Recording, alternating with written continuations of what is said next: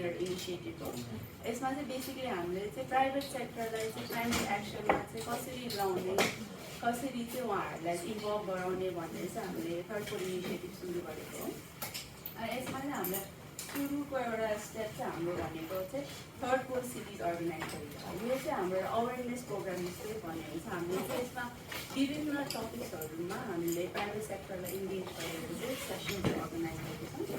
सुरुमा चाहिँ हामीले क्लाइमेट फाइनेन्समा गऱ्यौँ, त्यसपछि चाहिँ प्राइभेट सेक्टरले चाहिँ सोलर एनर्जीकोमा चाहिँ कसरी प्रफिट लिन सकिन्छ, अनि त्यसै गरेर हामीले कार्बन क्रेडिट्समा चाहिँ के गर्न सकिन्छ प्राइभेट सेक्टरले गरेर यसरी चाहिँ हामी 7th सेसनमा आएको छौँ। यो सेसनमा चाहिँ हामीले चाहिँ बिल्डिङ एनर्जी एफिसियन्सी भनेर चाहिँ सुरेश सरलाई मिनर्जीबाट इन्भाइट गरेका छौँ।